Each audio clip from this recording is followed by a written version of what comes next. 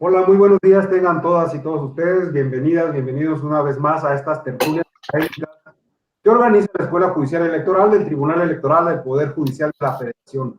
El día de hoy vamos a hablar de un tema bien interesante, bien actual y bien importante, que es el de periodismo y democracia. Y tenemos el gusto de que nos acompañe Penilei Ramírez.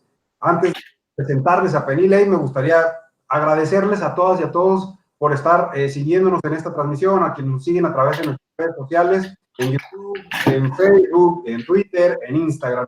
Gracias por acompañarnos y gracias por su atención a lo largo de esta conversación, de esta tertulia. Bien, para no quitar como mucho espacio de la intervención de Penilei, me voy a permitir presentarles a Penilei, que sepan ustedes con quién vamos a estar conversando el día de hoy, para que después, con base en la presentación quizá que yo haga y con la presentación que ella va a hacer en un momento después, puedan empezar también ustedes a hacer algunas preguntas. Penilei Ramírez, pues, ¿quién es Penilei Ramírez? Ella nació en La Habana, Cuba, en 1987. Es licenciada en Ciencias de la Comunicación por la Universidad Veracruzana, con estudios de periodismo en la Universidad de La Habana y en el Miami-Dade College. Es reportera de la Unidad de Investigación. Justo va pasando el coche de la basura, entonces, denme un segundo. Bueno, es reportera de la Unidad de Investigación de Univisión Noticias y columnista en El Universal en México. Ha trabajado como reportera de investigación y colaboradora en la revista Proceso y los diarios The Miami Herald, Imagen de Veracruz y Reporte Índigo. Ha sido columnista en Sin embargo MX y El Heraldo de México. Participó en las investigaciones periodísticas globales Panama Papers y Paradise Papers, con el Consorcio Internacional de Periodistas Investigativos. Ha sido nominada a 6 premios Emmy de la Academia Nacional de Televisión, Artes y Ciencias en Estados Unidos.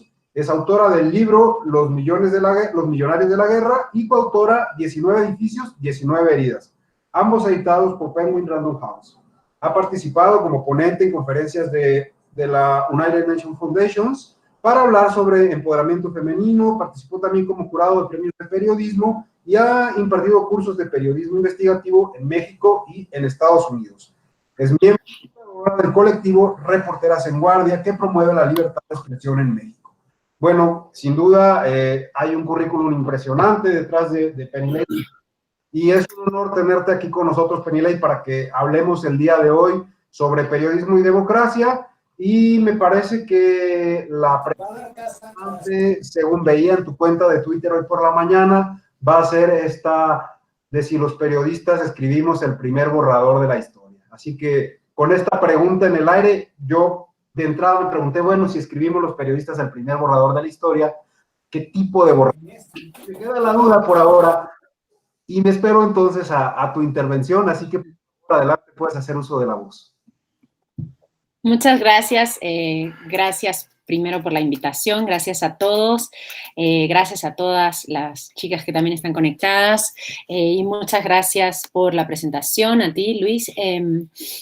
No sé si te dicen Luis o Jaime, así que pues creo que te dicen Jaime, es que te diré Jaime durante la presentación. Y quiero empezar esta primera parte por lo que entiendo que tenemos programado, vamos a tener mucho debate, pero quise empezar con una pequeña presentación explicando un poco qué es lo que hacemos en el campo de trabajo en el que yo me desarrollo y qué tiene que ver esto con lo que hacen ustedes, ¿no? En el tribunal y en los ámbitos del Poder Legislativo. Entonces, hemos titulado la presentación, es algo muy sencillo, justamente periodismo y democracia, y quiero iniciar con esta pregunta, que es una pregunta que se atribuye a Philip Graham, que fue durante muchos años, históricamente, el director del diario El Washington Post, que como sabemos es uno de los diarios más importantes de Estados Unidos, y no solamente eso, sino que fue el primer diario que publicó una gran investigación de periodismo colaborativo llamada en ese momento The Pentagon Papers, que fue la inspiración que tuvimos los periodistas que participamos en la investigación de Panama Papers para poner el título de Panama Papers. Nosotros estábamos pensando originalmente nombrar esta investigación como The Panama Leaks, pero al final decidimos llamarla Panama Papers en homenaje a esta gran investigación de Pentagon Papers que había publicado The Washington Post en su momento. Lo que está en debate en Estados Unidos en este momento, independientemente de a quién se le atribuye realmente esta frase, si es a Philip Graham de Washington Post o varios periodistas, pero lo que sí estamos seguros es de que fue una frase que se empezó a utilizar sobre todo a finales de la década de 1930, la década de 1940, acerca de cuál era el papel del periodismo en la sociedad y en la sociedad democrática, ¿no? Entonces, sé que todos estamos más familiarizados por películas, por series, por debate público con esta expresión del periodismo como el cuarto poder, entendidos como la división de tres poderes, el legislativo, el ejecutivo y el judicial, y el periodismo como en un cuarto poder. Sé que este término es mucho más común y creo también que en México es menos conocido este otro término del periodismo como el primer borrador de la historia. Quiero empezar con esto justamente para contarles en qué me parece que no hacemos el primer borrador de la historia. Básicamente creo que no lo hacemos por un asunto muy sencillo, que es el que quiero hablarles hoy, que es cuál es la metodología de trabajo que utilizamos nosotros versus la metodología que se utiliza, por ejemplo, en la academia o en quienes hacen historia, en una corriente de la historia que existe hoy en día, que se le suele llamar historia del presente. Entonces, me gustaría empezar con estas dos imágenes y preguntarles si ustedes identifican la primera fotografía. Hay dos fotos, una que es una foto aérea y otra que es una foto desde abajo. Alguien puede, o si quieren lo ponen en el chat, si identifican qué es esa primera foto.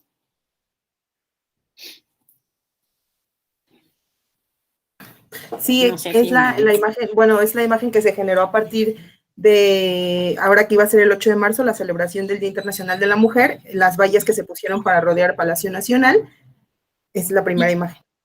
Ok, y ahora aprovechemos ya que tienes abierto tu micrófono, Fabiola, ¿qué hay en la segunda imagen que estamos viendo? Pues ya es lo que se organizaron las mujeres justamente que pues pretendían salir el 8 de marzo y hicieron un monumental en esas vallas, fue donde pusieron imágenes o nombres de las mujeres que han fallecido y a las que se les hace digamos este homenaje, que han sido víctimas de feminicidio. Exacto, entonces, ¿qué hay la diferencia de estas dos fotos? Es una actuación política.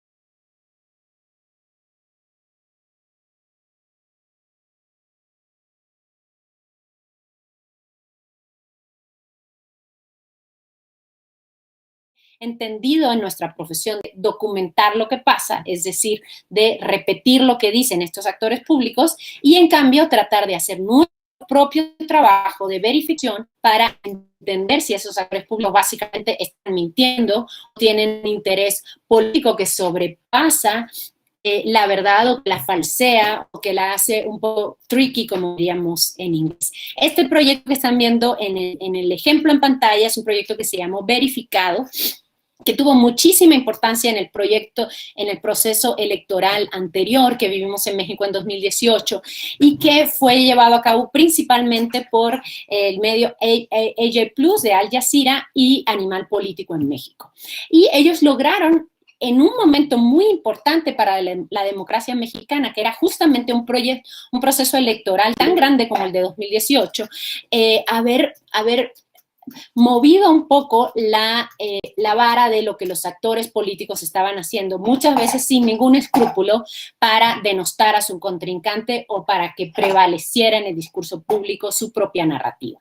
Lo vemos ahora en distintos momentos de la administración de López Obrador, incluso dentro de los medios públicos hay un proyecto que se llama Infodemia, que pretende, por lo menos en lo que se anuncia, combatir a las fake news, y hay otros proyectos independientes, periodísticos y ciudadanos que permiten justamente tratar de entender cuáles son las acciones que realizan estos actores públicos para tratar de mostrar una parte de la realidad que les interesa particularmente o a veces de plano falsear completamente la realidad para poder denostar a alguien o para poder ganar un debate público. Podemos ir a la siguiente.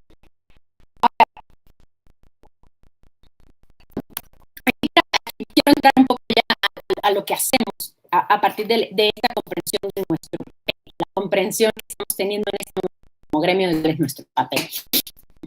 Durante los últimos años de la democracia en el mundo, pero quiero hablar en específico de la democracia mexicana, como sabemos, en México se han ganado grandes batallas en aras de la transparencia. Hoy en día podemos encontrar de manera pública, gratuita y en línea una resolución del tribunal, por ejemplo. Yo revisé hace unos meses con mucho detenimiento, en algún momento también hice toda la revisión del expediente del financiamiento Morena de las campañas. Entonces, el hecho de que podamos tener acceso a esta información de manera pública, gratuita, incluso antes de la pandemia, pero también ahora con la pandemia, ayuda no solamente a que podamos hacer un trabajo más profesional, sino a que se disminuya una brecha entre los periodistas en México que tienen más y periodistas muchas veces freelance o que trabajan en medios muy pequeños en los estados sin ningún acceso a recursos de investigación, sin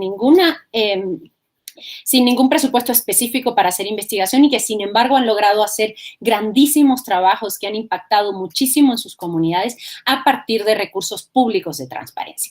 ¿Qué es lo que buscamos en este momento en el periodismo mexicano y cómo creemos que podemos ser útiles para ustedes, para otros actores de estos poderes, a partir de la combinación de estos dos factores que estamos viendo en pantalla? Una posibilidad de tener recursos de transparencia en los cuales nosotros podamos primero, como decía, profesionalizarnos y entender lo que hacen ustedes, y posteriormente poder utilizar la información que ustedes generan sin que tenga que llegar una persona a decirnos, aquí está subrayado lo que es importante y esto es lo que quiero que publiques, y entonces a partir de ahí lo haces porque eso es lo que a esa persona le interesa por distintos motivos, más loables o menos loables. Y por otra parte, lo que hacemos es no quedarnos con esta investigación documental y llevar el periodismo a la calle, es decir, volver a lo que tradicionalmente se ha entendido como el periodismo bien hecho, que es el periodismo que va al lugar de los hechos a averiguar qué está pasando.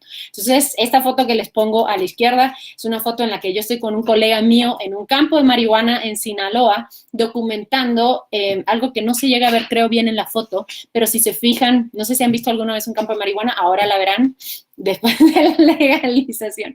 Pero es una planta que es mucho más cerrada que las plantas tradicionales de marihuana. ¿Se han visto antes cómo eran las plantas de marihuana? Las hojas eran mucho más abiertas. Estas que vemos en la foto son como si fueran unos pinitos. ¿Se fijan que son mucho más cerraditos? Bueno, eso es una nueva especie de marihuana, que es lo que principalmente se está sembrando ahora en Sinaloa a partir de la legalización de la marihuana en California. Por eso les he puesto esta foto. Después de que se legaliza la marihuana en California, entonces esas semillas de marihuana mejorada, digamos ya legal, hecha en invernadero, también migra a México y eso cambia el mercado también ilegal de la marihuana en México. Eso no lo podemos saber por documentos de transparencia, no lo podemos saber sentados en un escritorio y haciendo una base de datos, pero es muy importante que entendamos cuál es todo el contexto público que lo antecede para que podamos identificar el valor noticioso que tiene el hecho de que uno llegue a grabar a Sinaloa y te des cuenta de que la planta que estás viendo no es la planta que, por ejemplo, en mi caso, que yo había visto un par de años antes cuando había ido también a Sinaloa a hacer otro reportaje. ¿Esto por qué importa? Porque permite nuevamente incidir en el debate público a partir de una diferencia esencial que los periodistas solemos ver en México con mucha frecuencia entre lo que saben de su propio país los gobernados y los gobernantes. Hay una diferencia esencial que debo decir, y es importante decirlo así, para mí era mucho más visible en los gobiernos de Calderón y de Peña Nieto, entre la manera como vivían y pensaban el país los principales actores políticos en la Ciudad de México respecto a lo que estaba pasando a ras de suelo, en los estados y en los municipios. De manera que muchas de mis fuentes que decían saber qué estaba pasando con el narcotráfico mexicano en Ciudad de México ni siquiera se habían enterado de que en Sinaloa se estaba sembrando esta nueva planta y no la tradicional. Y por supuesto tampoco sabían qué historia había detrás de eso. De manera que si los periodistas podemos combinar el trabajo de escritorio con el trabajo de campo, podemos llegar a entender el contexto, el big picture, como se le llama en inglés, de un hecho noticioso y con ello abonar a un debate público en un momento en el que los políticos pueden estar actuando no solamente desde su propia agenda, pero también desde su comprensión del mundo, a veces sesgada, a veces demasiado clase mediera o a veces demasiado desde las lomas. Depende del actor político de su preferencia. En la segunda imagen podemos ver algo parecido, siempre que tenemos, por una parte tenemos a algunos políticos dando una conferencia en Palacio Nacional diciendo que todo está bien, que todo está mejor, que el bicho ya fue domado, y ese mismo día, este periodista, que ahora, perdón, les voy a deber el nombre del fotoreportero, es un reportero de Reforma que a la misma hora en que estaba ocurriendo la conferencia en Palacio Nacional diciendo que todo estaba muy bien, tomó esta fotografía en el Metro Pantitlán de la Ciudad de México. De manera que podemos ver un contraste muy impactante para mí, por eso lo estoy incluyendo, entre la comunicación política y lo que vemos en campo. Para eso también sirve que nosotros podamos abonar este contraste al debate público y que eso que empieza a estar entonces en una discusión pública se lleve a otros ámbitos, se lleve al ámbito legislativo, se lleve al ámbito judicial, se lleve al ámbito académico. Me imagino que estarán ustedes muy enterados de cómo también está sucediendo justamente en este momento con la reforma eléctrica, pero también ha pasado con otros amparos en los últimos años, primero en otros temas y ahora particularmente respecto a los grandes proyectos de la administración obradorista. ¿Podemos pasar a la siguiente, por favor? Y luego quiero ya esta última parte hablar de cuáles son las herramientas que terminan teniendo un impacto real y digamos que puede ser mucho más visible. Cuando ocurrió el sismo del 19 de septiembre de 2017 en la Ciudad de México, rápidamente surgió este proyecto, que no sé si alguno de ustedes, si me pueden escribir en el chat, si habían oído hablar de este proyecto en algún momento, que se llama Verificado 19S. Este es un proyecto ciudadano que se organizó muy rápidamente en medio de los peores momentos posteriores al sismo, donde las autoridades habían quedado completamente rebasadas otra vez, y se enfocó en un objetivo muy simple, era averiguar qué hacía falta y dónde hacía falta. Entonces, elaboraron fichas como esta que estamos viendo a la izquierda, en que decía, en tal lugar se necesita tal cosa. La ficha tenía más o menos este formato, gracias Arturo, este formato que estamos viendo aquí, lo que decía, en tal escuela en Iztapalapa se necesitan estas cosas, está verificado, sí, fuiste y lo viste, sí.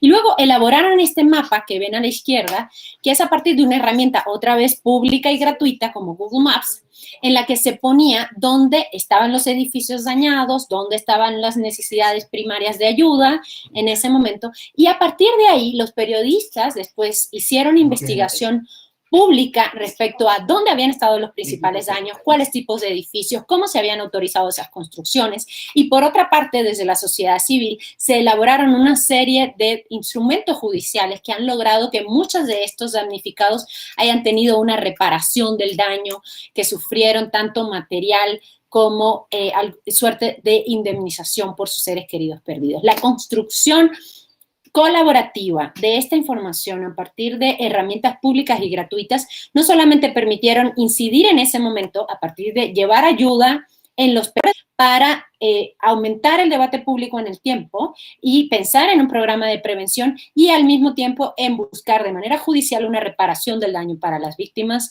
de manera material y como indemnización. ¿Podemos ir a la siguiente, por favor? Y luego quiero poner este último, trabajé a finales del año pasado con un colega del País llamado Pablo Ferri, y un poco es mostrarles, ahora lo debatiremos con Jaime, cómo sucede este proceso, ¿no? A veces pensamos que el trabajo de los periodistas, a veces me suelen enviar mensajes de, pero ¿cómo averiguaron todo eso? ¿No? Entonces quiero llevarlos un poquito paso a paso, brevemente. La primera imagen que estamos viendo es de una funcionaria, exfuncionaria ahora, llamada Patricia Trujillo, que era una de las principales dirigentes de la Guardia Nacional. Aquí está en una mañanera y poco después se anuncia que ella ha dejado el cargo en medio de una investigación por corrupción en la Policía Federal.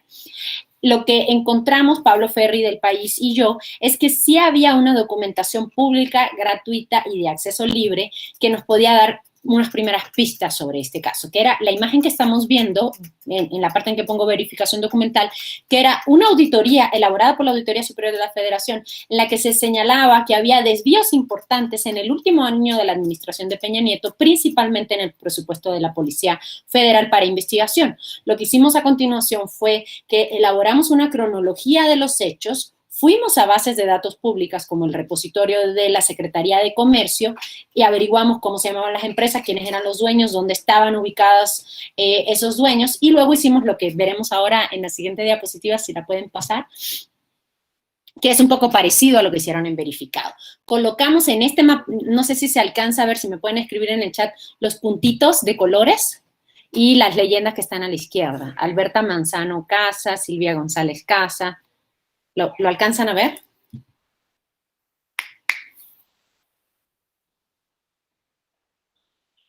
Ok, van a ver que hay unos puntitos que están marcados en el mapa, como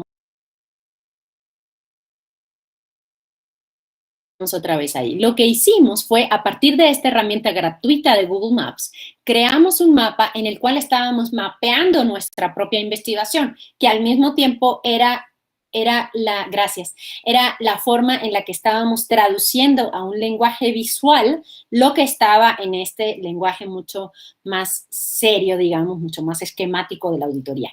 Que una cosa similar yo he hecho a veces con resoluciones del tribunal y entonces las mapeo y eso me sirve para entender en otro ámbito no judicial lo que se está dando a conocer. Entonces, a partir de hacer esto,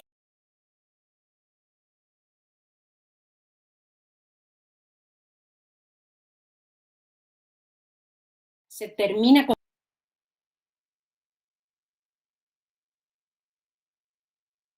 público de varias maneras. Primero, pudimos reactivar la conversación sobre cómo se está usando el dinero de la llamada guerra contra el narco al final de la administración de Enrique Peña Nieto y pudimos mostrar que no se trataba, como usualmente sucede, solamente de la administración de Calderón. Y segundo, después de las publicaciones, se reactivó la auditoría y se presentaron denuncias penales que en este momento están bajo investigación en la Fiscalía General de la República respecto de este caso.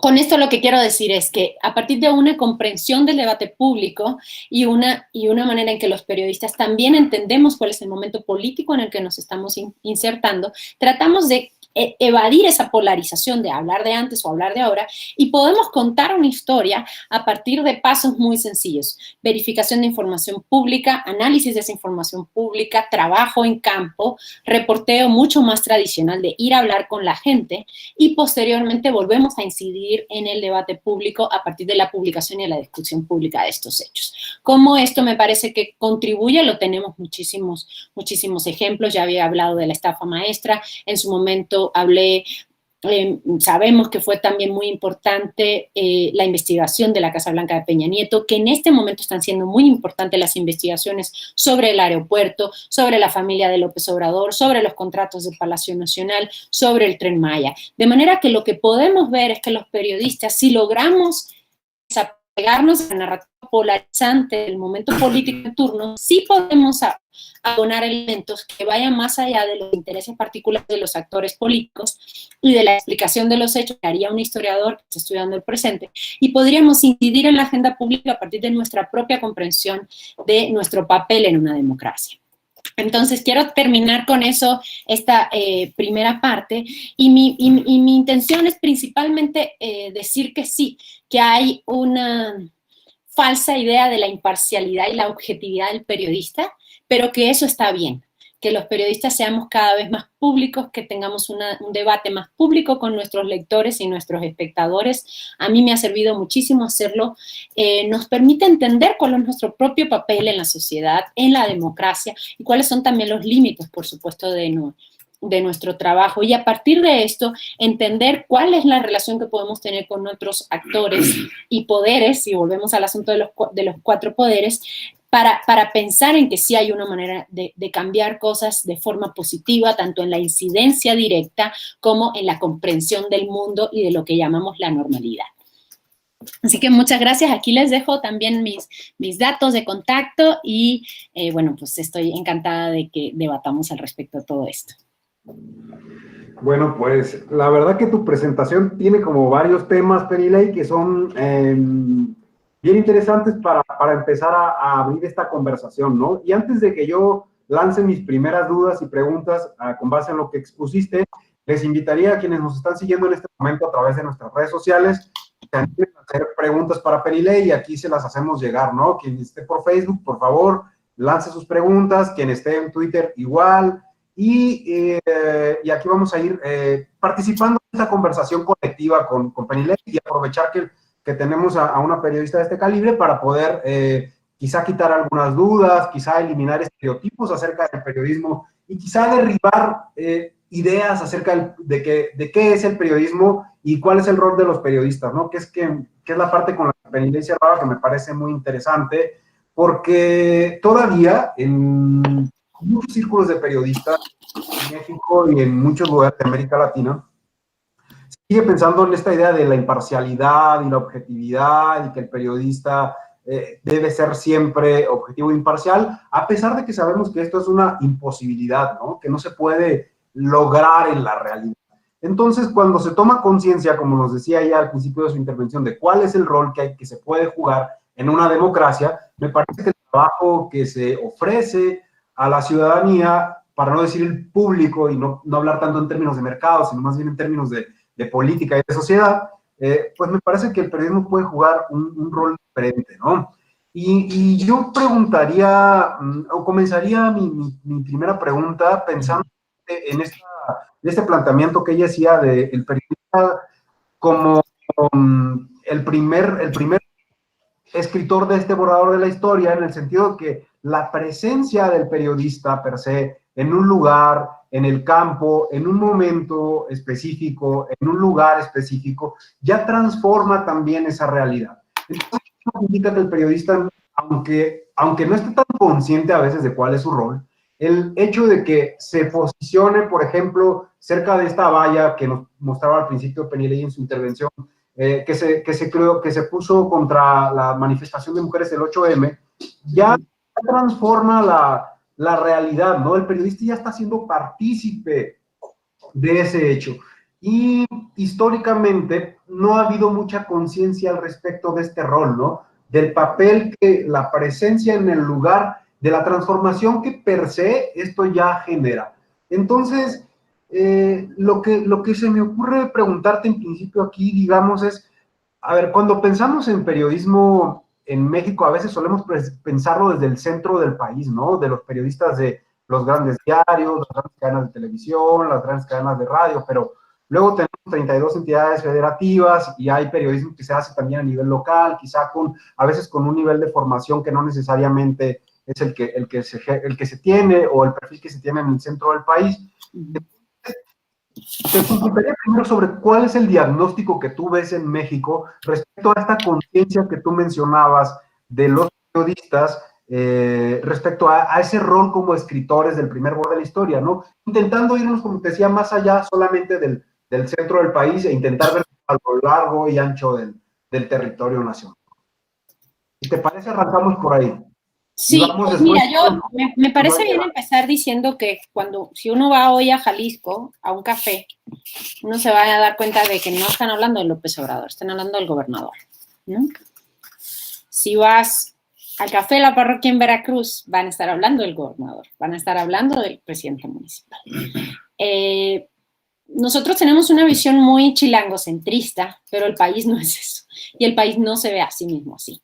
De manera que creo que debemos mucho en el debate público el reconocimiento de cuánto pesa el periodismo local que se hace en México y cuánto pesa para los actores que les afecta directamente.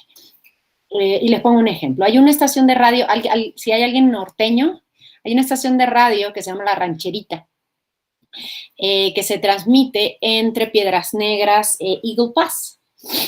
Entonces, yo estuve allí hace unos años documentando la masacre de Allende, de la que ayer se celebraba, tristemente, se conmemoraba un aniversario. Y hicimos varias entrevistas con víctimas de la masacre. Fue una masacre de más de 300 personas, atribuida a los Zetas, principalmente en venganza porque unos de sus colaboradores en el lugar habían empezado a cooperar con Estados Unidos. Y las fuentes a las que entrevistamos tenían mucho más miedo de aparecer en La Rancherita que de aparecer en Univisión, que es la cadena de televisión más grande de Estados Unidos, en español. Y me acuerdo en específico de la mamá de una de las víctimas, que cuando salió el reportaje en Univisión, ella me escribió, ay, qué bueno, muchas gracias, muy agradecida y tal, pero 3 días después, La Rancherita, que era este radio local, que era muy popular, retomó el reportaje. Y la señora estaba aterrada, aterrada. No, es que ya salió en La Rancherita, pero es que ya está en mi muro de Facebook. Y ahora ya todo el mundo se va a enterar. Entonces, a mí me daba mucha risa que ella dijera, es que ahora sí la gente se va a enterar. Y como pasa para bien, digamos, para que temas como estos, recuerdo en esa misma historia que había una muchacha que trabajaba en una cervecería local y me escribió muy triste, diciendo, muy agradecida también, diciendo que ahora sus compañeros sabían por qué ella siempre estaba triste. Y que cuando llegó a la cervecería había una fila de gente a los 2 lados como quinceañera, esperándola para darle un abrazo, porque ya se habían enterado de que su padre era una de las víctimas de la masacre y habían entendido por qué ella siempre estaba triste. Entonces, sí, el periodismo puede tener una incidencia directa en la vida de una persona para bien o para mal, y eso funciona principalmente a partir del periodismo que llega a lo que la gente ve y oye, que es lo que tienen en sus comunidades, su radio local, su radio comunitaria, su portal de internet comunitario. Y esto lo vemos muy claramente en un índice terrible de cuáles han sido los periodistas asesinados en México. Si revisamos el memorial que hemos hecho en Reporteras en Guardia, el memorial que se llama mataranadie.com, pueden ver allí los perfiles de quiénes son esos periodistas. Y la mayoría de esos periodistas son periodistas locales que trabajan para los medios de los que ni ustedes ni yo habíamos oído hablar nunca en nuestras vidas. Y los trabajos que hacían eran trabajos que hablaban del regidor del ayuntamiento, de la persona que era la encargada de poner las pancartas para la política o el político local. Y a lo mejor esa nota jamás hubiera llegado a el noticiero estelar de Televisa o a la portada del Universal. Pero a esos periodistas los mataron porque el trabajo que hacían impactaba en su comunidad. Y precisamente porque impactaba de una manera tan local, es que muchas veces ni siquiera nos habíamos enterado de la existencia del propio periodista ni de su trabajo. Hay una organización ahora en México que dirige la periodista Alejandra Ibarra Shaul, que se llama Defensores de la Democracia, que está haciendo un podcast fantástico justamente acerca de quiénes son estos periodistas. Y les recomiendo muchísimo que busquen el podcast. Acaban de salir los 2 primeros capítulos y son sobre un periodista en Guerrero que fue asesinado después de hacer la documentación exhaustiva de un hecho muy local. Y a partir de ese hecho local, ese periodista se pone en riesgo y la noticia llega a los medios llamados nacionales, es decir, los medios hechos desde la Ciudad de México. Y esos periodistas son los que están, dicho en un lenguaje muy coloquial y terrible, los que están poniendo los muertos. Pero también son los que están documentando las historias que realmente más impacto están teniendo a ras de suelo, en el campo real, en donde realmente se toman las decisiones. El año antepasado yo participé como jurado en el Premio Periodismo de Veracruz y nos tocó premiar a un trabajo fantástico sobre el asesinato de una alcaldesa de un municipio de la Sierra de Zongolica. El trabajo era un trabajo tremendo, tremendo, la manera como el periodista había documentado, la forma como ella fue coaccionada, la forma como se le llevó a ser candidata, la forma como se esperaba de ella que hiciera ciertas cosas por el favor de tú no eras nadie, eres una mujer y además vas a ser candidata, y fuiste candidata y ahora eres alcalde y no las debes, hasta que terminan asesinándola. Y todo ese trabajo documental lo hizo un periodista local cuyo trabajo nunca llegó a la prensa, ni siquiera de Jalapa. Nosotros lo premiamos y eran historias que se habían publicado en portales locales.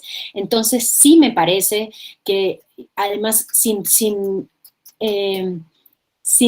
tocar demasiado el asunto de la precarización laboral, que eso da para otra charla completamente, pero sí me parece que si pensamos que el periodismo local no tiene impacto, porque realmente no hemos pasado ni una semana en un estado de este país, ¿no? Nos hemos pasado toda la vida en la Ciudad de México, hasta llegar a un estado y prender la radio y prender la tele y oír lo que la gente está hablando en la taquería para darse cuenta de que no están citando Reforma ni el Universal. Están citando los medios locales, están citando los portales, están citando medios que a veces no tienen ni página web, que están solamente en YouTube o solamente están en Facebook. Y esos son los que están poniéndose en riesgo. Y me parece que este es un buen espacio para decir que todos los actores de la sociedad debemos pensar que esos son los periodistas que están en mayor riesgo realmente todos los días y no los más famosos que vemos a lo mejor en Twitter o en los grandes medios de comunicación. Quiero aprovechar, si quieres, Jaime, para contestar de una vez una de las preguntas que me pusieron acá en el chat, que era sobre el derecho de réplica.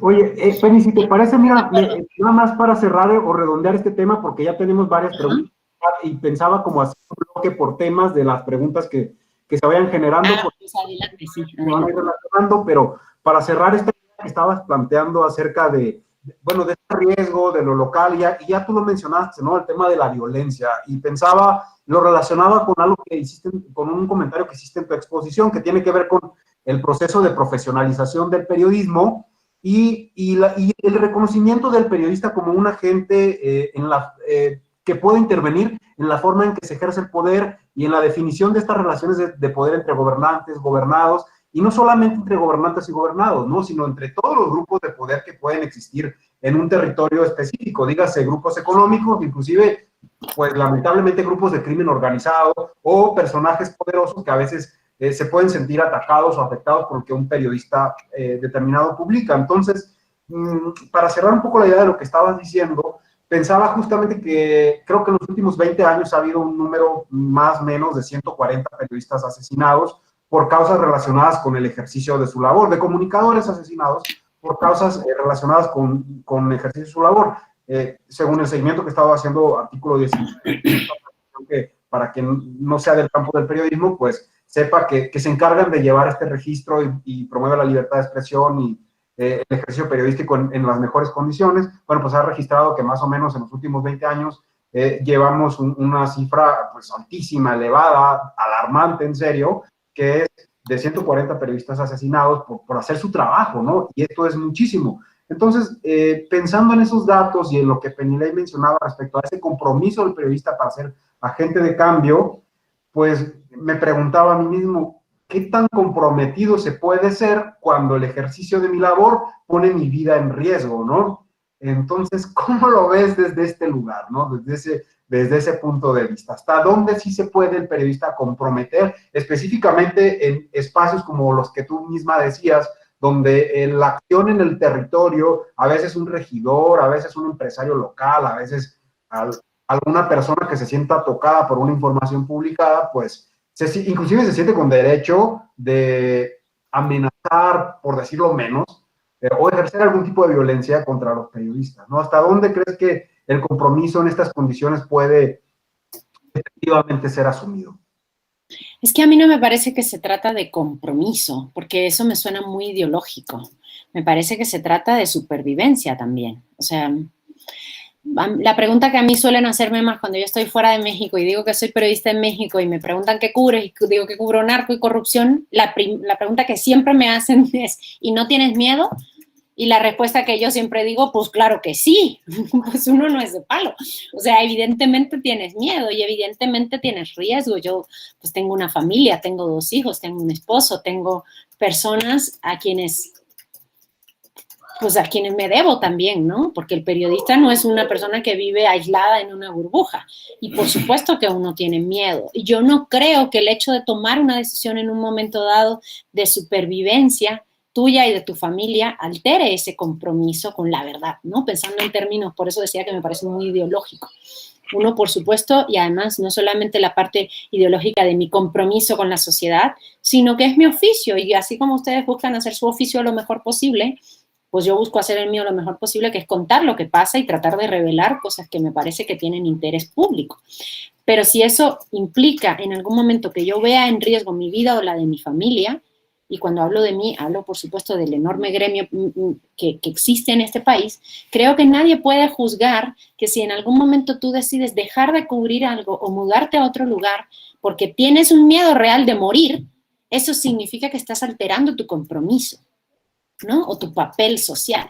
Me parece que hemos, y creo que este punto que tocas es importante. Yo muchas veces me he preguntado por qué no vemos en la sociedad mexicana mayor indignación ante la muerte de mis colegas. Y lo que pienso es, bueno, es que ellos piensan, ellos se metieron, ellos se lo buscaron, ¿no? Como si uno fuera una persona superpoderosa a quien no le tocan las balas o no te mueres si llegan a darte un cuchillazo. Las escenas violentísimas que hemos visto, la forma como han sido asesinados mis colegas. Y, por ejemplo, les pongo el ejemplo de un amigo mío que fue asesinado en Sinaloa, Javier Valdés. Javier tenía varias amenazas.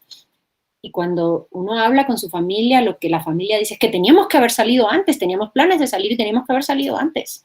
Y otros colegas que lograron salir del lugar donde estaban en riesgo antes de sufrir una consecuencia violenta en sus vidas, se alegran de haber salido antes. Y en ningún momento piensan que eso los hace menos como periodistas. Entonces, lo que pienso es que uno hace lo que puede en las condiciones que tiene y en el lugar donde está. Y tenemos que tomar decisiones todos los días respecto a hasta dónde llevar una historia, hasta dónde investigar una historia, porque el riesgo es real. O sea, no es un riesgo de manual o de libro de texto. Uno toma decisiones continuamente en la profesión periodística en México, en la cual estás preguntándote, ¿me pueden matar por esta nota? ¿Me pueden matar por este párrafo? Y eso no es un invento, ni es algo que afecta a nuestra convicción como reporteros. Es una medida básica, como uno no va y se mete en el medio de una balacera, ¿no? Entonces, a ver, si eso implica el hecho de que a lo mejor algunos colegas deciden que quieren contar la historia, que quieren seguir con la historia, que es muy importante seguirla, que se deben a sus fuentes, y eso ha hecho que terminen asesinados, sí, también. A lo mejor podían haber tomado otras decisiones. No lo sabemos. Lo que sabemos es que sí nos corresponde a todos hacer que lo que contaron se sepa y se conozca y su propia vida se conozca. La mayoría de la gente en México no sabe a qué se dedicaban, cuál era la historia de esos reporteros. Por eso hemos hecho este memorial de Matar a Nadie, y de verdad, se los digo en serio, la gente en México no va a las marchas de los periodistas, matan a un periodista y los que van a la marcha son otros periodistas. No hay ciudadanos, no hay miembros del Poder Judicial, no hay, o sea, si acaso hay políticos que dicen su frase trillada de siempre de condenamos enérgicamente los hechos, llegaremos al fondo en las investigaciones. Y después de eso cierran el micrófono y siguen haciendo lo que estaban haciendo con su vida y con su día. Entonces, claro, me parece que sí hay un juicio muy duro a la prensa en México cuando hacen porque hacen y cuando no hacen porque no hacen, ¿no? Fíjate que justamente en ese tema, durante tu exposición inicial nos ibas mostrando casos que ocurrían en tiempo concreto, donde ibas mostrando los contrastes que iban existiendo, y cuando mostraste, por ejemplo, las imágenes del metro atiborrado, en un momento que se dice que está todo bien, después cuando mostraste las plantas de marihuana, por ejemplo, son imágenes que si no las distribuyen, no se generan, se producen y se difunden a través de medios de comunicación, posiblemente muchos de nosotros no las veríamos, no nos daríamos cuenta de esa realidad, ¿no? Entonces, entiendo que el rol del periodismo, pues una parte muy relevante es relatarnos la historia del presente, ¿no? ¿Qué está aconteciendo en este momento? Entonces, cuando después dice que la gente no van a las marchas del periodismo, entonces me pregunto, ¿estamos entendiendo cuál es el rol del periodista? Prometido, serio, que nos muestra, pues, esos contrastes, esas empresas fantasmas, al final, esos desvíos de recursos públicos, o sea, tendría la impresión de que no hemos terminado de entender cuál es el rol del periodista en una sociedad democrática para atenernos al tema de la charla, ¿no? Eso por una parte. Al respecto está bien, y aprovecharía también para lanzarte de una vez algunas preguntas, temas que han ido apareciendo ya en el chat con las personas que están conectadas. Y aquí, por ejemplo, Reina Gloria Ramírez Jiménez hace mención a cuál es tu opinión respecto a las noticias que son intencionalmente manipuladas, ¿no? Yo lo relacionaría un poco con el tema de las y también nos pregunta Francisco Domínguez, ¿cuál es la diferencia, digamos, entre promover cambios en la sociedad, o sea, un periodista que promueve cambios sociales, y que se involucra con el suceso. Es decir, ¿qué medidas se puede tomar para cruzar una línea si es que hay si es que se puede no cruzar en todo caso, ¿no? Bueno, voy a tratar de responder. Yo me voy a tener que ir como unos 15 minutos, entonces voy a tratar de responder lo más posible juntando las respuestas. A ver, sobre las líneas que podemos cruzar y que no podemos cruzar o que cruzamos. A ver, el periodismo es un gremio en el que hay gente que lo hace bien y gente que lo hace mal y hay gente que es profesional y así como un plomero te puede estafar, te puede robar y no puede arreglar nada. O sea, no somos infalibles. Yo no quiero que esto que está contando sobre nuestro trabajo haga creer que yo tengo una visión heroica del gremio en el que todos somos iguales y funcionamos con la misma norma, ¿no? Ética o técnica. No, pues somos un gremio como cualquier otro en el que hay de todo. Y eso implica también que hay periodistas que aceptan dinero para no publicar una historia o para publicar ciertas historias. Eso existe y yo no pretendo negarlo.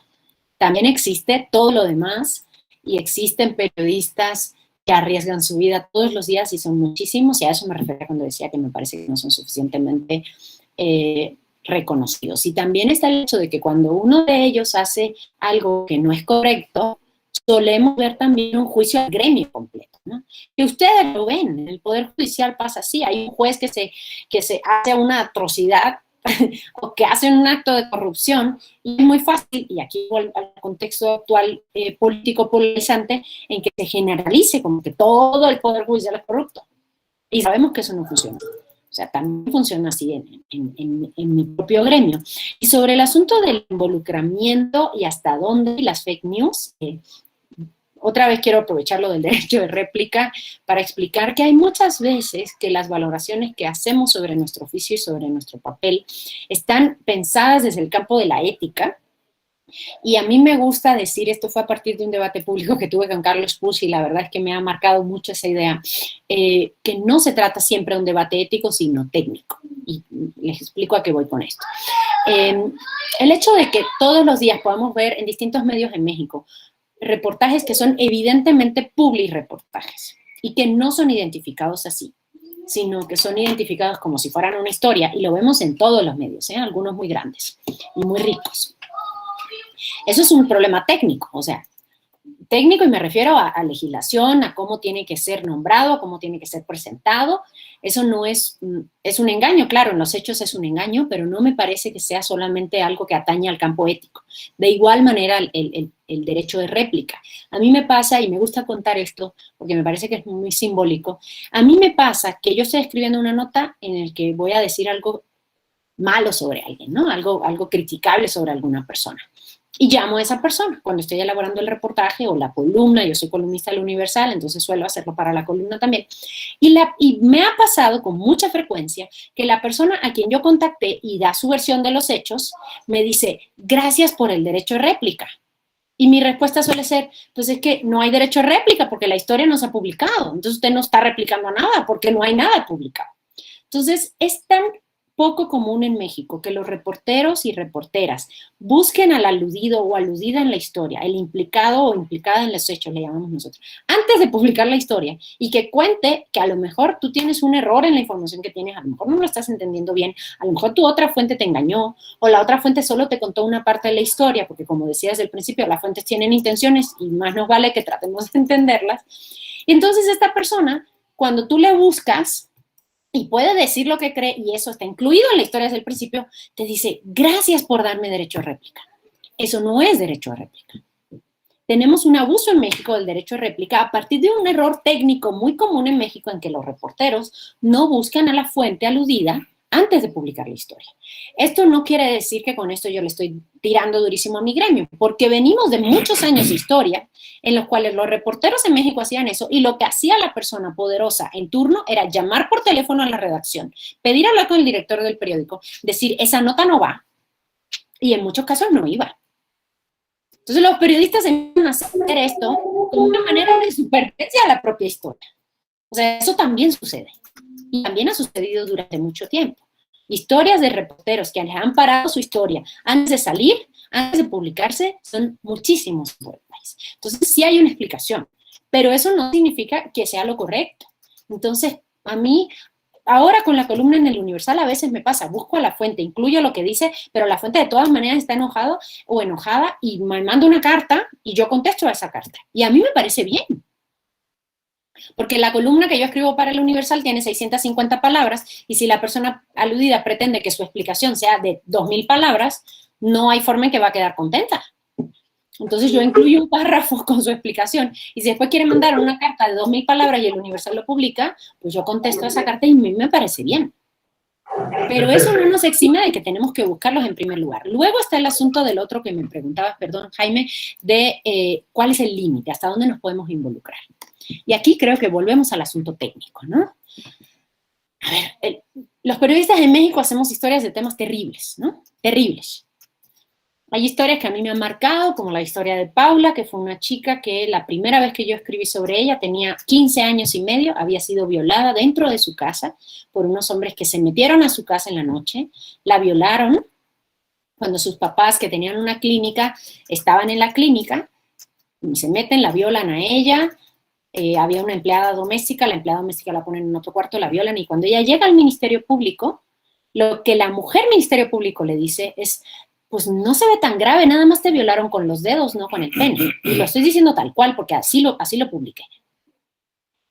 Es muy difícil, la verdad, para mí, no involucrarme de alguna manera emocionalmente con esa historia. En este momento, Paula tiene 24 años y está terminando la universidad. Y yo sigo hablando con ella. No es una historia que yo escribí y olvidé. Hay muchas otras historias en que mis fuentes me escriben, me desean feliz cumpleaños, me desean feliz Navidad, me cuentan lo que está pasando. A veces me escriben para decirme, hoy estoy muy triste y necesito hablar con alguien. Y volvemos a eso. Entiendo que hay ciertos límites que uno debe guardar, pero también es cierto que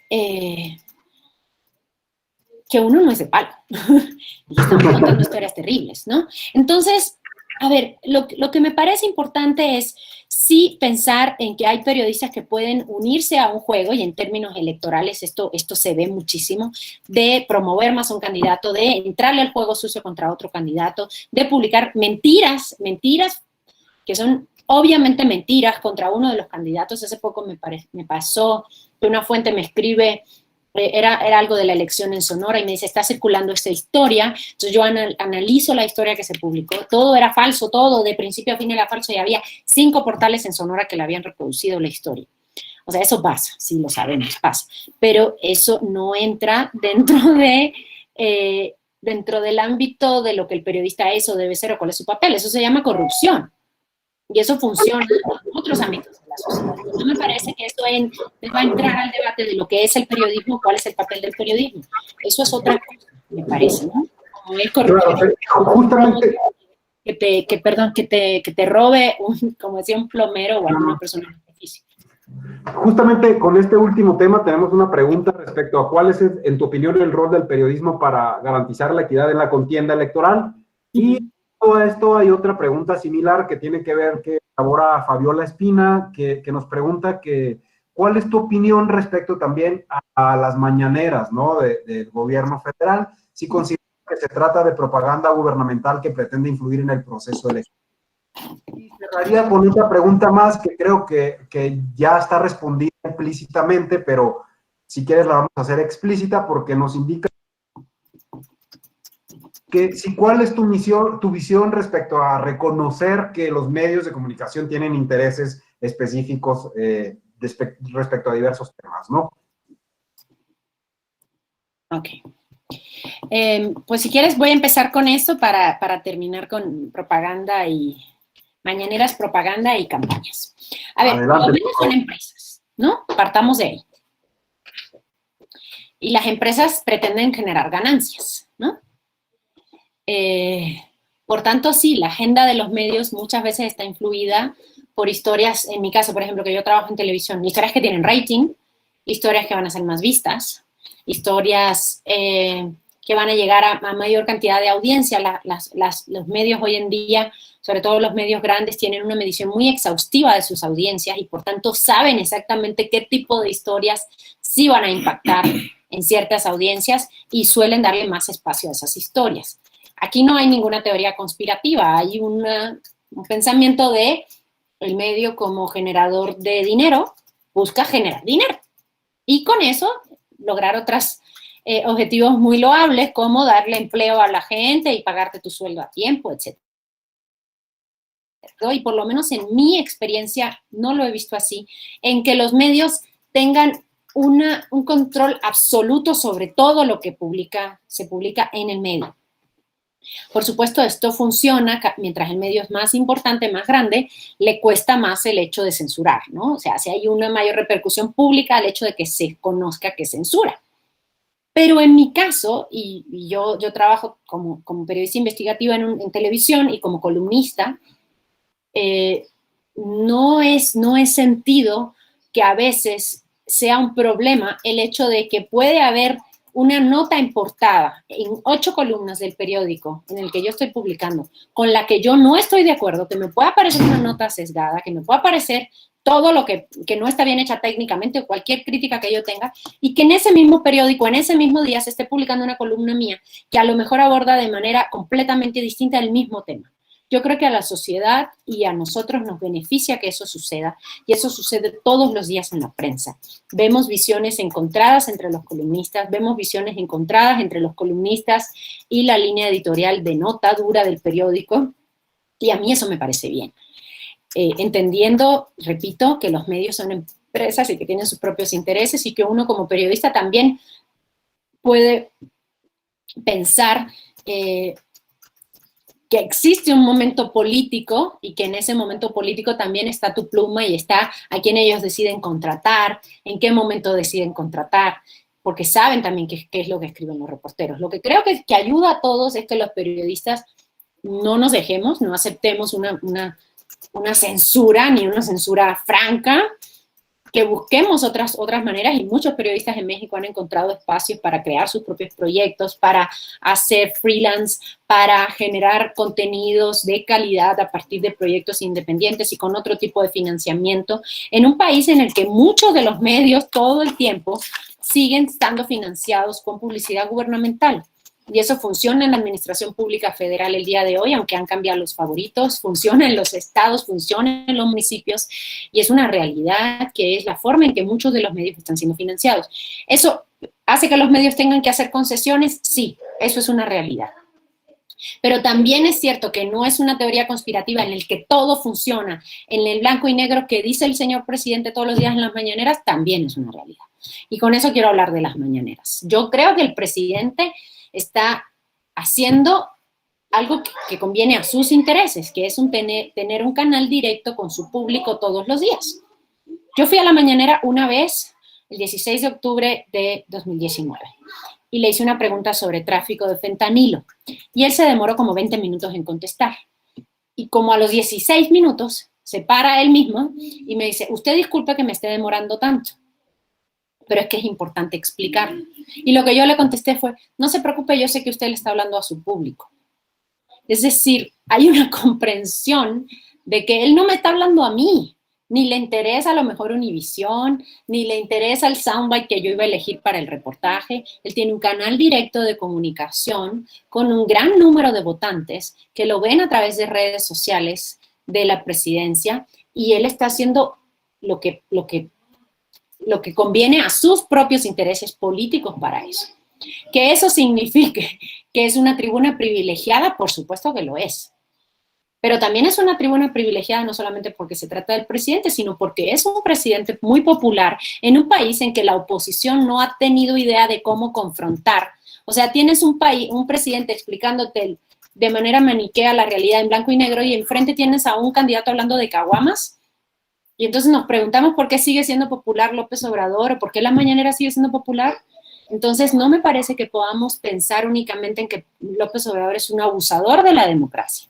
Me parece que también tenemos que plantearnos si los otros que también tienen a la mano cuentas de YouTube y canales y gente a lo mejor que son afines a ellos políticamente no lo han logrado. Yo creo que otra vez se habla del contenido y de la narrativa, no únicamente del medio.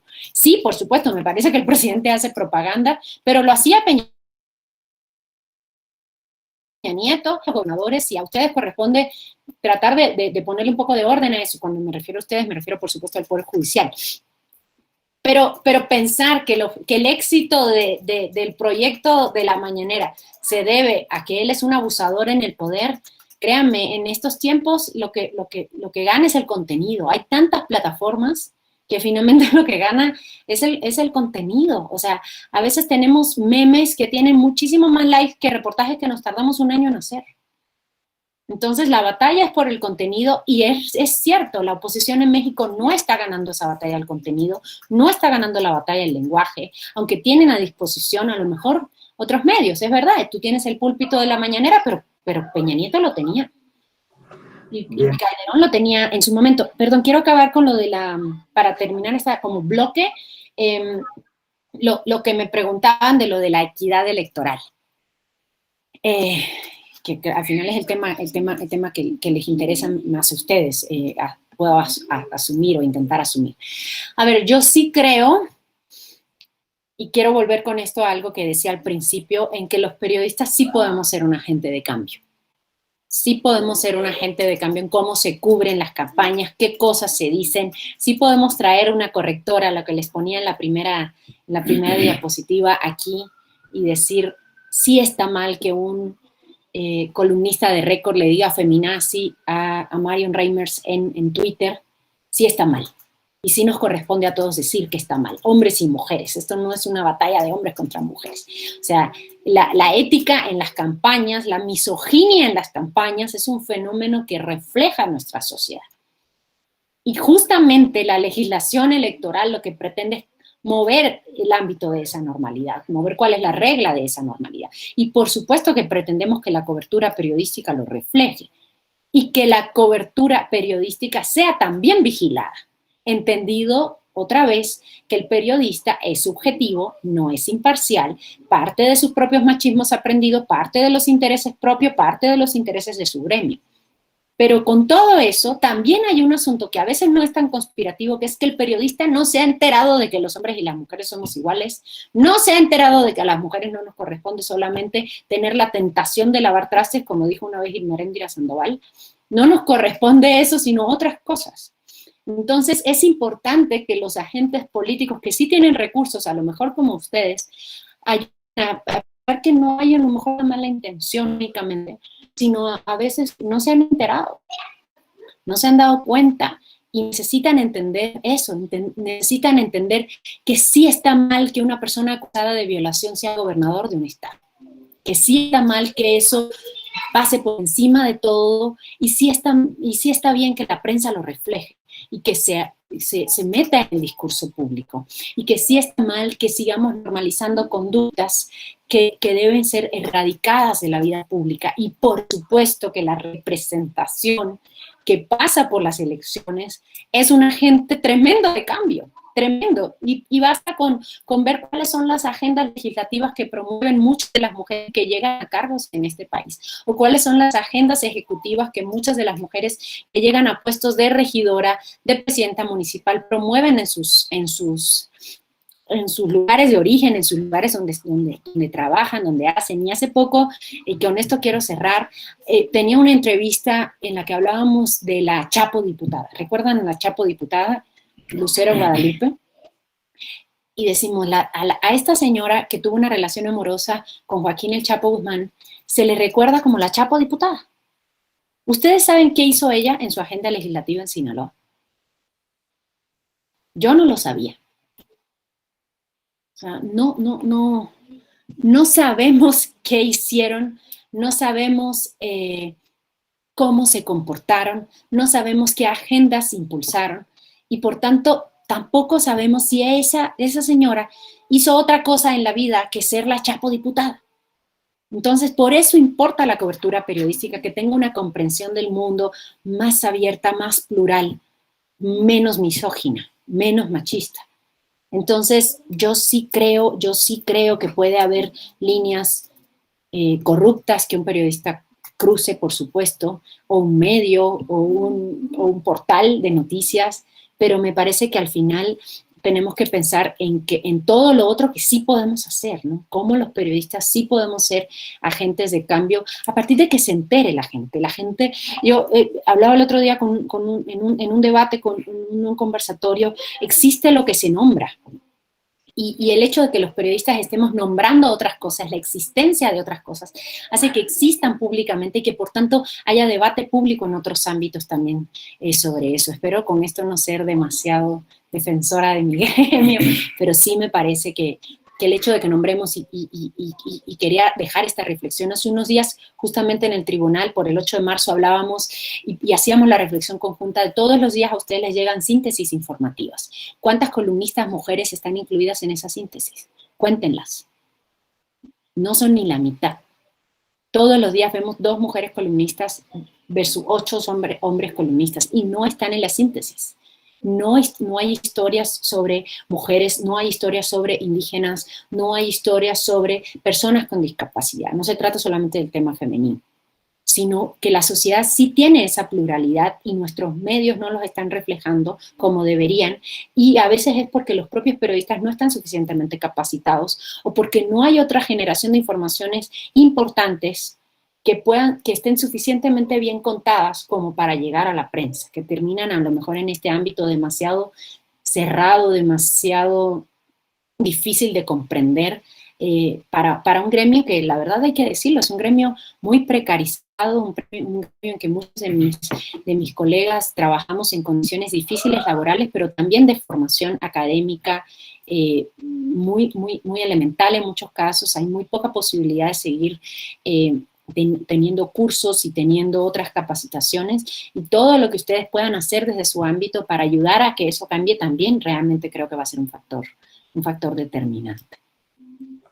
Muchas gracias, Penny. Entendí que ya te estás yendo, que tu tiempo es corto, que no te queda tiempo, ¿cierto? Sí, qué pena, pero es que tengo que entregar un texto en un ratito. Entonces, si te parece bien, para ir cerrando, hay 2 preguntas que están en el aire. Una es directamente mía, poniéndome del lado, digamos, de la audiencia, del público. Y antes, Luis Octavio Vado Grajales nos pregunta, o te pregunta más bien a ti, si es un periodismo en el que él o la periodista se coloque en el centro de la historia.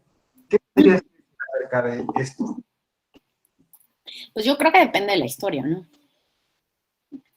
Bien, Depende pues de la sí. historia. Si te matan, pues tristemente estás en el centro de la historia, ¿no? O Claro, si te... ahí ya no contarías tú tu propia historia, ¿no? Supongo No, pues tienes... A ver, yo creo que... A ver, a mí no me gusta... A ver, hay un estilo yo les cuento yo hice mi primer libro el año pasado, que fue el que mencionaron al principio, Los Millonarios de la Guerra, que se publicó en diciembre, y hay momentos en el libro en que sí yo consideré, lo hablé mucho con mi marido, que es historiador y que me ayudó muchísimo en el proceso de elaboración del libro, en qué momentos a mí me parecía que era pertinente para la historia que yo estaba contando, meterme yo, ¿no? A contar cosas mías. Entonces conté, por ejemplo, que la última cosa que hice antes de que se destruyera mi casa en el terremoto conmigo adentro fue mandarle un correo a García Luna, pidiéndole una explicación, ¿no? Y cómo después me demoré 2 años en poder seguir la historia porque yo tenía estrés postraumático y simplemente no podía volver a ese tema, ¿no? Entonces en ese momento me parecía que era un poco pertinente contar eso para explicar la historia que yo estaba contando. Sí, y hay otros momentos en que a mí me parece, por ejemplo, yo soy muy tuitera, y en Twitter lo mismo, pongo mis notas que cuento cosas de mi vida, y eso me ha ayudado pues hay gente que no le gusta, por supuesto, y hay gente, pero me ha ayudado a acercarme a mis lectores, a mis lectoras, y que mucha gente me contacta, sobre todo ahora en la pandemia, que estoy en mi casa, me contactan y siento que ya hay un vínculo de confianza entre nosotros a partir de que ellos saben cosas de mí, que yo no soy otra vez como si fuera una periodista en una burbuja que no vive, que no come, que no va al baño, que no tiene hijos, que no está cansado, que hay días en que quiere tirarse por la ventana, como igual estamos todos nosotros después de un año de pandemia, ¿no? Entonces yo no comparto esta visión de que el periodista debe mantenerse como incólume, ni ante los hechos que cuenta, ni ante su propia vida, ni creo profundamente que los periodistas tenemos la obligación de decir por quién votamos, hacer público nuestro voto y poder demostrar que eso no condiciona nuestro trabajo periodístico posterior, ¿no? A mí me han tundido en Twitter después de que yo dije que yo voté por López Obrador, y he mantenido en mi trabajo periodístico una actitud muy crítica a la administración de López Obrador. Y entonces unos me dicen eso, eres una idiota por haber votado por él, y otros me dicen, ¿cómo es posible? Eres una traidora y no sé qué, pero me parece que justamente que uno pueda exhibir de esa manera su voto, o sea, su papel como ciudadana, y poder después hacer un trabajo periodístico que busque la imparcialidad, no a partir de poder contar distintas historias, lo mismo poder contar una historia de corrupción del gobierno de Peña Nieto que poder contar una historia de corrupción del gobierno actual, y pensar que ese es tu trabajo y tiene digamos, una forma técnica que uno trata de hacerlo lo mejor posible, pero después uno vota y es ciudadano y es mamá, y a veces pues tienes cosas en tu vida que te impactan directamente.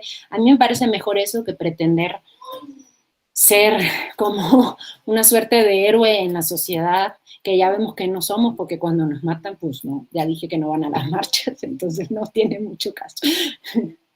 Bien, te agradecemos. Y para cerrar la conversación, quizá te preguntaría, ¿qué tendrías que decirle a la gente, al público de los medios de comunicación sobre cómo ver, cómo leer las noticias, la información que reciben de los distintos medios de comunicación, particularmente cuando estamos en un proceso electoral, ¿no? Trayendo el tema a nuestra materia, ¿no? Digamos, que vemos desde este tribunal.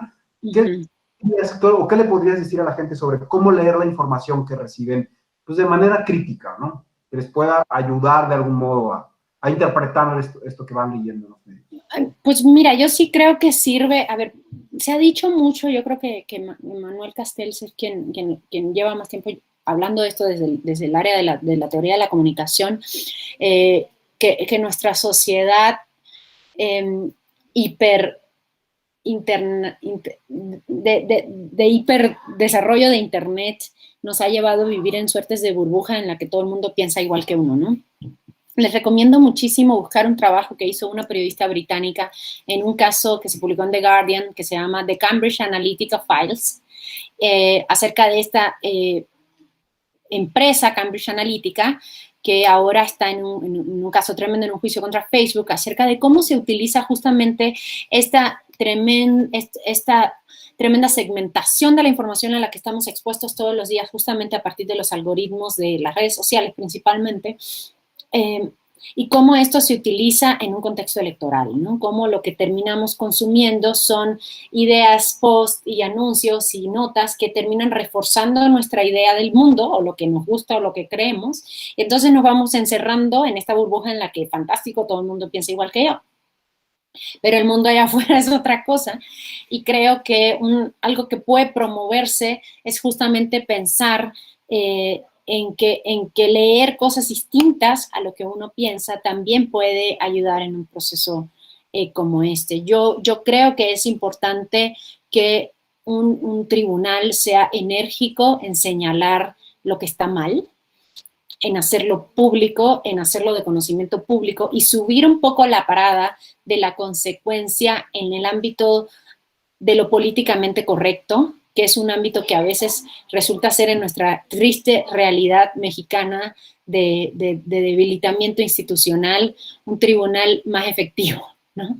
El tribunal público, a partir de la comprensión de lo que no está bien, y de subirle la parada pública a lo que no está bien, más allá de lo que suceda en ámbitos judiciales o en largos procesos judiciales que a veces no llegan a cambiar demasiado las cosas como sí pueden cambiarlas. Enérgicos posicionamientos públicos que realmente vayan al fondo de los hechos y no a la declaración de siempre de condenamos enérgicamente, investigaremos con toda la fuerza de la ley, llegaremos hasta las últimas consecuencias. O sea, me parece que ustedes tienen en sus manos la posibilidad de cambiar las cosas a partir de mover ese ámbito de normalidad y hacer público lo que no está bien. ¿no? Y que a partir de eso los propios periodistas que estén cubriendo tengan que cuestionarse sus valores aprendidos, sus normalidades y sus intereses, y pensar a lo mejor si esos intereses que están teniendo van a terminar repercutiendo en algo que les afecte más, que sea perder el trabajo o dejar de tener a cierto tipo de lectores, etcétera. Entonces me parece que sí, al final ustedes son un árbitro, y un árbitro puede hacer que cambien las cosas a partir de mostrar públicamente lo que está mal, ¿no? Yo creo que ese es un papel muy relevante y que más vale que también en la prensa lo entendamos y ayudemos a que se conozca, ¿no? Perfecto, bueno, pues te agradecemos muchísimo tu intervención, te agradecemos muchísimo tu charla, tu conversación esta mañana, ya tarde. A nombre de la Judicial Electoral, te agradecemos muchísimo que hayas aceptado venir a conversar con nosotros. Agradecemos mucho a todas las personas que han permanecido conectadas durante la tertulia, quienes nos siguieron en las redes sociales. No sé si para terminar de cerrar hay alguna otra cosa que te gustaría agregar. No, pues nada, muchísimas gracias a todos, manténganse seguros, todavía falta un rato de la pandemia y mucha suerte con el proceso porque va a estar difícil, ¿no? Hay muchísima violencia en todo el país alrededor del proceso, desde la verbal hasta la física, y les deseo mucha suerte porque sé que van a tener algunos casos duros que resolver. Bueno, pues esperemos que esto se desarrolle de la forma más adecuada y posible, menos violenta y más amigable para todas y todos, para el bien de todas y todos justamente. Muchas gracias por haber aceptado conversar con nosotros, muchas gracias a todas y todos ustedes que nos siguieron en esta transmisión, gracias por estar conectados, conectadas, gracias por su atención y nos vemos en la siguiente tertulia que organiza la Escuela Judicial Electoral. Hasta luego, buenas tardes, síganse cuidando. Gracias. Gracias. Por favor, gracias.